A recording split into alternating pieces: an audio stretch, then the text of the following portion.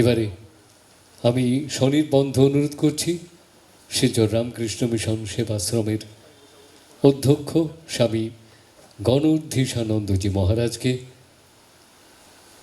তার বক্তব্য দিয়ে আমাদের প্রাণিত করার জন্যে। স্বামী গণধীশানন্দজি মহারাজ। সর্বে ভবন্তু সুখিনঃ, সর্বে সন্তু মনোরথা। আমাদের শাস্ত্র সবাইকে সুখে থাকার কথা, সবাই সুস্বাস্থ্যের অধিকারী হবে, এই প্রার্থনা দিয়ে আমাদের জীবনের প্রথম অধ্যায় শুরু হয়। ছোট্ট ছোট্ট ছেলেরা, ঋষি বালকরা যখন তাদের গুরুদেবের বাড়িতে যেতেন, বাড়ি ঘর ছেড়ে, সে রাজার ছেলেই হোক প্রজার ছেলেই হোক, আমরা দেখেছি রামচন্দ্র চার ভাই গুরু বাড়িতে গেছেন শিক্ষার জন্যে ছোটোবেলায়, ভগবান শ্রীকৃষ্ণ বলরাম তারাও গেছেন, অন্যান্যরাও। তখনকার দিনের এটাই ছিল পদ্ধতি যে গৃহত্যাগ করে গুরুবাড়িতে গিয়ে শিক্ষা লাভ করতে হবে। সেখানে তাদের প্রথমেই শিক্ষা দেওয়া হতো সবার সুখ প্রার্থনা করতে, সবার সুস্বাস্থ্য প্রার্থনা করতে। আজকে আমরা যে মঞ্চে এসে উপস্থিত হয়েছি, জয়ন্তী নামের একটি সূচনা হতে চলেছে। যে জয়ন্তী কাজ করবে একটা বিশেষ রোগ নিয়ে, লেখা আছে ডিমেনশিয়া, অ্যালজাইমার রোগের ওপরে। তা আমি এখানে আসার আগে একদিন এনার কর্ণধার, জয়ন্তীর কর্ণধার শিলচরের, আমার অফিসে গিয়ে একটু কথা বলছিলাম।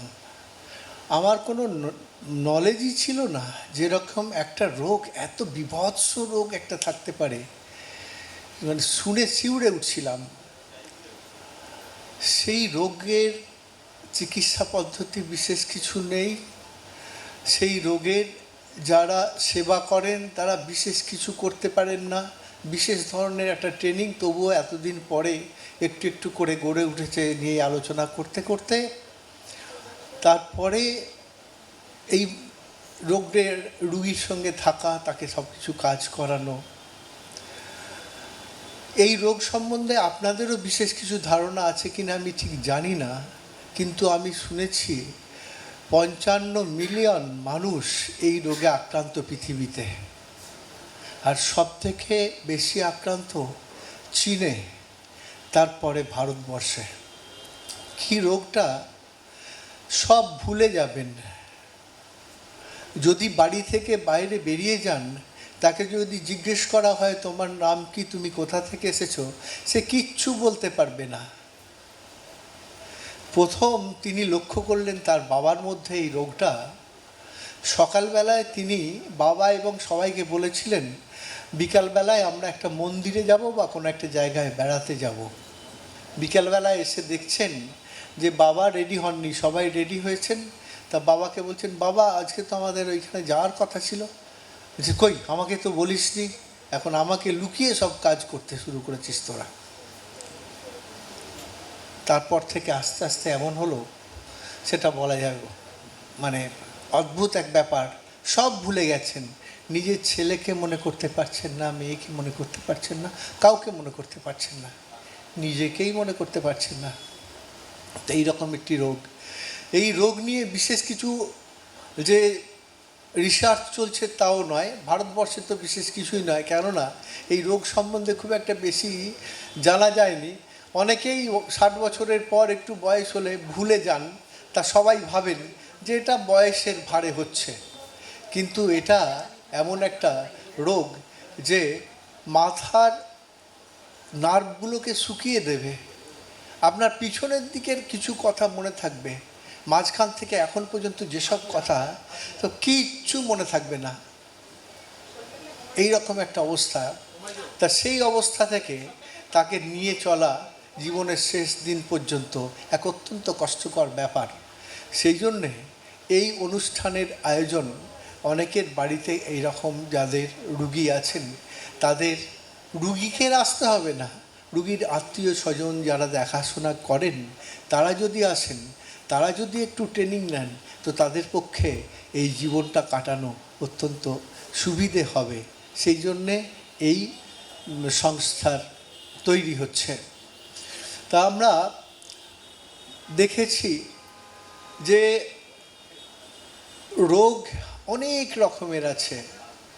যত আমরা এগিয়ে যাচ্ছি সামনের দিকে, কত রকমের নূতন রোগ এসে হাজির হচ্ছে, তার সঙ্গে সঙ্গে চিকিৎসা ব্যবস্থাও হচ্ছে।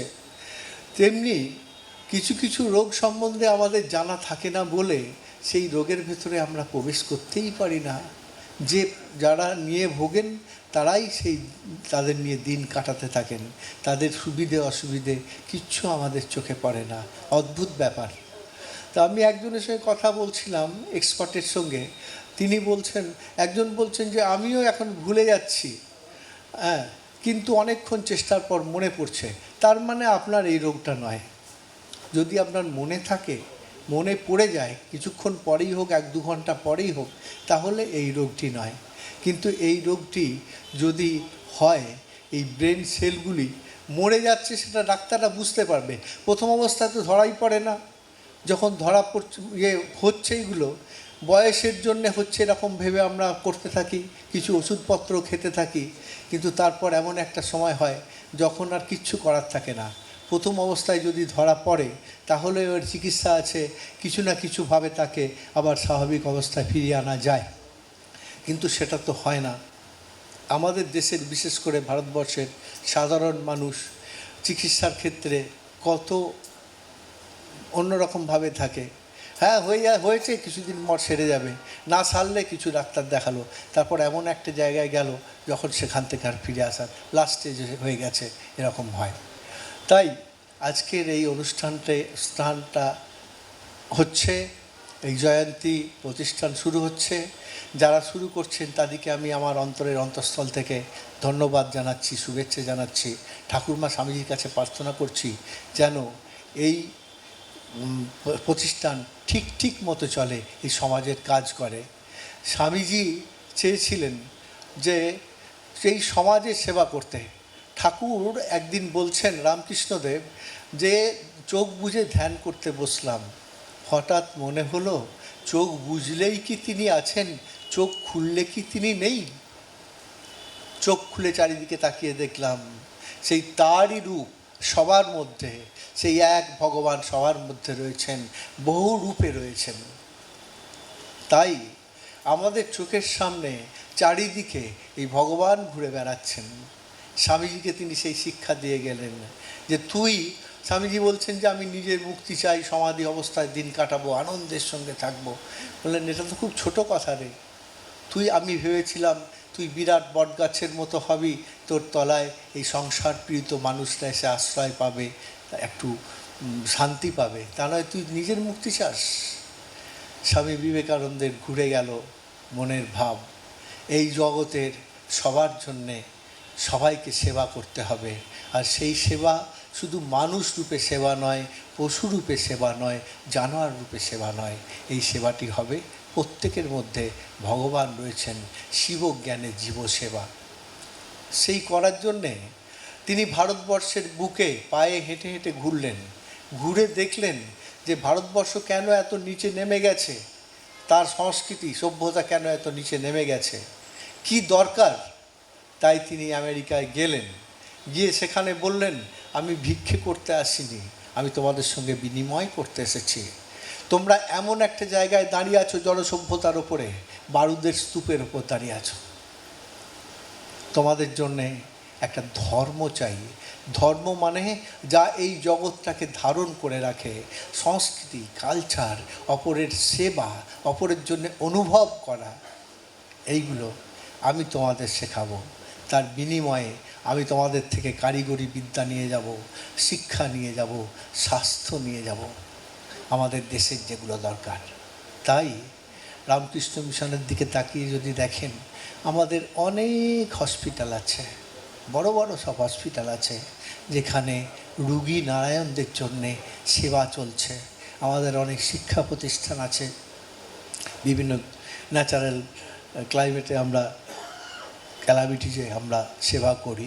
তা এই সেবার মনোভাব নিয়ে যে জয়ন্তী শুরু হতে চলেছে, সেই সেবার মধ্যে দিয়ে সে যেন ঠিক মতো পথ করে নিতে পারে, সবার জন্যে যেন সেবা করতে পারে, ঠাকুরমা স্বামীর কাছে এই প্রার্থনা করছি।